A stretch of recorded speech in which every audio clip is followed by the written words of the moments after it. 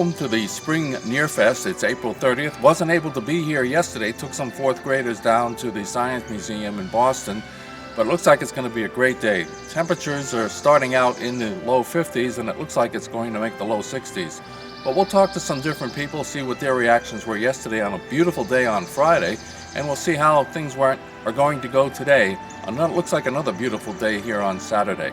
So welcome to Nearfest in the spring edition. I am Jerry, K1OIK. I live near Bangor, up in Maine. How long have you been licensed? 1958, age 11. You were here yesterday. How was it yesterday? The attendance I thought was good. There were several set up down on the lower level. We came Thursday night late and got out early. Pretty good, quite good. I thought weather was beautiful too. Classic Henry 2-meter kilowatt amplifier. Okay. Next is a TS940 Kenwood transceiver. Another classic, the Dream Receiver, they called it, from the 1950s, Why 60s. did they call it the Dream Receiver? Well, the national company was advertising, they were competing, of course, with many others, with Hallicrafters and so forth, and they had actually, in the magazines, they asked hams to send in suggestions for what would be their dream receiver. And hundreds of hams did, apparently, and they supposedly incorporated those into this NC300. Green machines, these are the Heathkit Mohawk receivers. They matched with the Apache transmitter, of course, just for AM and CW. They came out, I can't remember, very late 50s, I believe. And I had 3 at home. I didn't need 3, so 2 are here. And here you have... There's something you don't see. I've never seen one in person before. It's fairly rare, I believe. It's a Swan 2-meter amplifier, about 175 watts input, tube final, of course. I recently did a softball antenna erection video. I hope you saw it. But I got the idea from someone else. And let me show you who I got the idea from. Tell me about your erection videos, I'm sorry. I use a slinging transformer. The slinging transformer method was perfected. Started from the slinging bottle in the summer of 1966 when I started in ham radio as a boot. Then later progressed into transformers. Far more effective. Now, do you use a modulation transformer from a BC610? You'd need an inner tube launcher to launch that. That'd be the really heavy duty model. How about a high voltage transformer from a TL922? You have to use transformers that weigh in at about a pound and a half.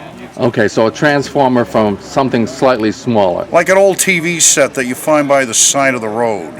Because landfills don't accept them anymore. A lot of good parts in those things. How high can you get it up? Oh, I've gotten them up to 70 feet before. My name is WR10 and I endorse this video. Yep, I'm the operations director here for Nearfest. Mike? Raisbeck. Okay, Mike Raisbeck, K1TWF. How have things turned out? You were near the end of the second day of Nearfest. Well, they're looking pretty good. We had a really good gate on Friday. We've had a modest but steady flow today.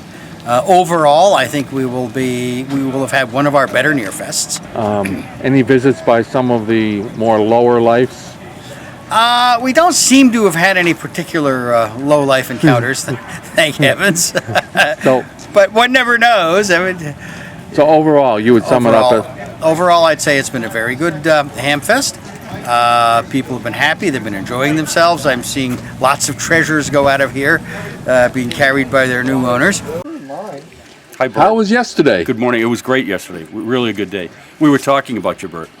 Tell me what you said. We didn't say anything good about you. We said he'd check it out because there were a few clouds down by the Cape.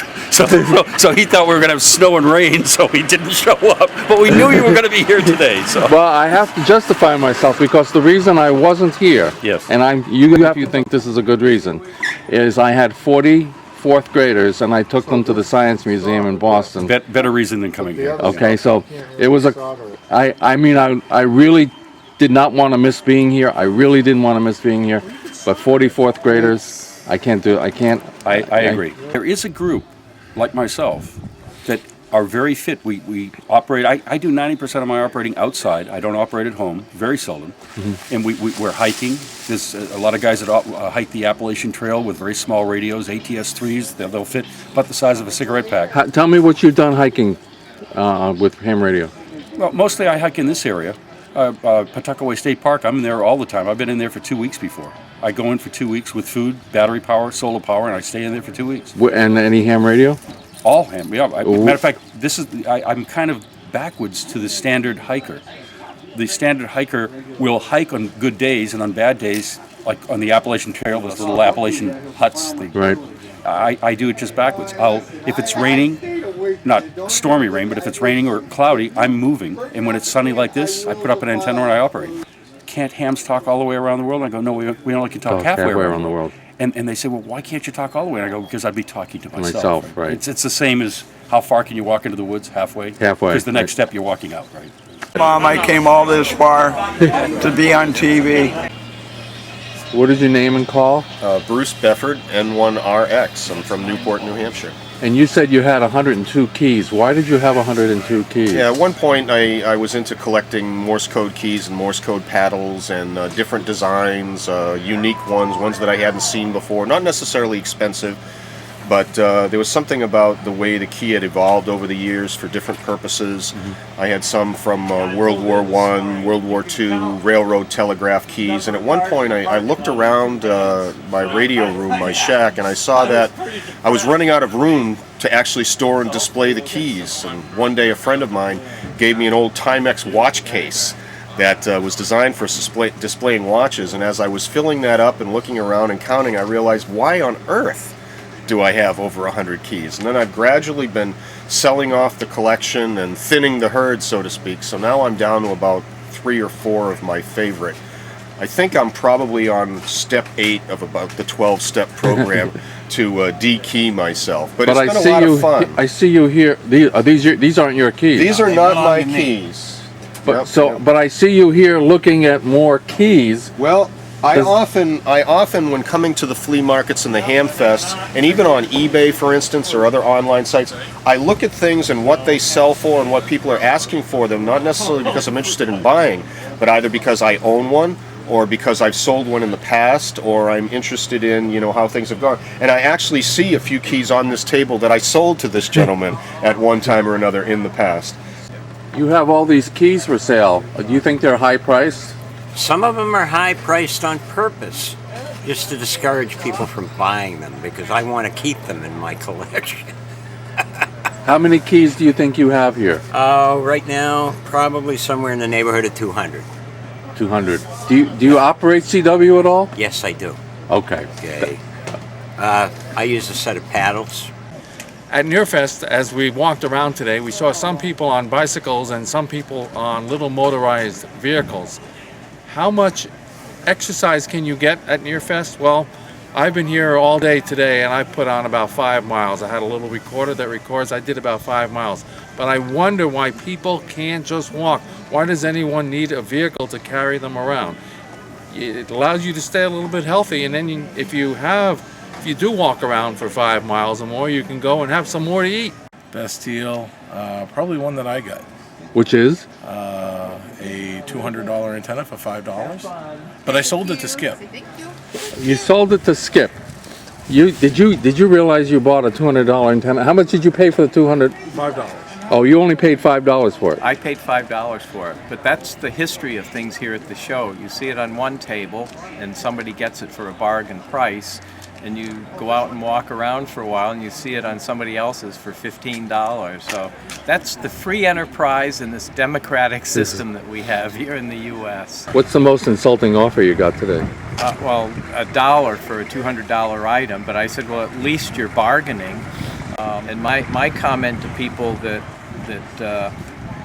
always look at something and when I'm asking for it and they start to lower the price, my comment to them is, well, gee, I don't like to buy cheap stuff. Can you tell me about my bad reputation? I don't understand it. I think...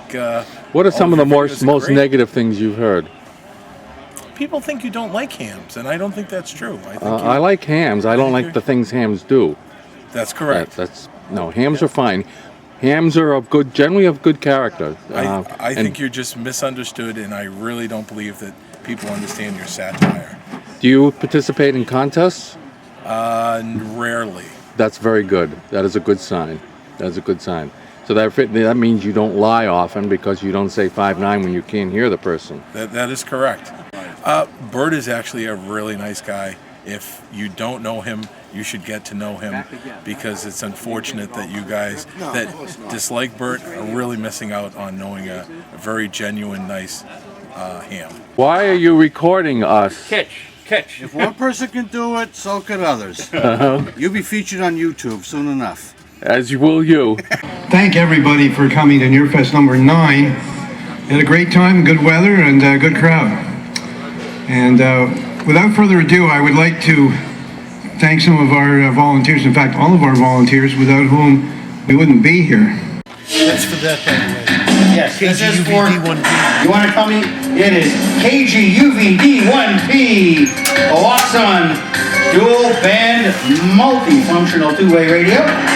Okay, and the winner is George Whitehead. 85. W1BOF. All right. The first thing I've won since I was 10 years old. Do you have the other half of the ticket?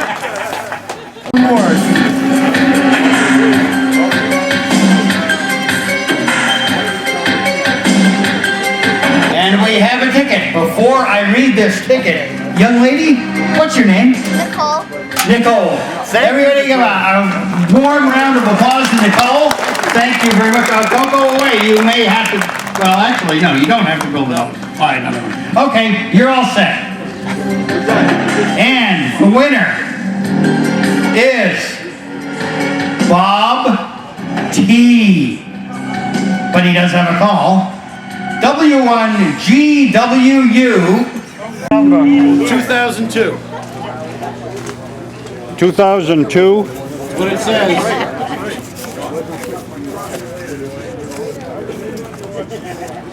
That's it.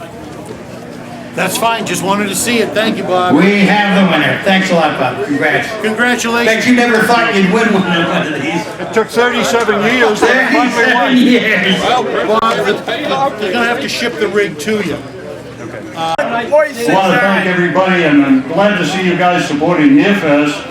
We did it for 34 years. I hope these guys do it for 34 years. I don't know whether we'll be alive that long, Bob. But I never could put my ticket stubs in until now, so thank you. 2 o'clock. Okay. So, Mr. Mike. Yeah, I think I spelled my name right. I'm not sure. Okay, you're probably okay. That amplifier seems a little low priced. Am I right? Or No, that's pretty much what they go for. Is well, it- the brand, that's a 1999 vintage. CQ New England QSO party from Kilo Alpha 1 Golf Echo Uniform. Kilo Alpha 1 Golf Echo Uniform K1OIK. Kilo 1 Oscar India Kilo. You're 5'9", Washington County, Rhode Island. Okay, my name is Bert. I don't usually participate in contests, but I heard you on there. You sounded kind of desperate. My name is Bert. I'm located in Barnstable County in Massachusetts, and you are, of course, 5'9". Go ahead. Okay, Bert, thanks. It wouldn't be the famous video Bert, would it? It would be the famous video, Bert. That, in fact, I'm probably recording this to use it on the Nearfest video, and I hope you liked them, or I hope you even if you didn't like them, I hope. No, it's fine with them, and yeah, I hope the audio sounds okay. I don't mind if you use it for whatever. But thanks for the call. Appreciate it. 73. Okay, no, your audio sounds great. You sound great coming in here, so take care. Any STLES. Oh, Farfel, yeah. Nearfest is over. We will see you in the fall. It's been a great day here. Temperatures ranged almost up into the low 60s. So it's been a great day. I hope you enjoyed looking around and seeing what some of the hams had to sell and some comments that many of them had. So we'll see you in the fall. Bravo 0, India November Juliet. Kilo Bravo 0, India November Juliet, number 1249 LAX, roger.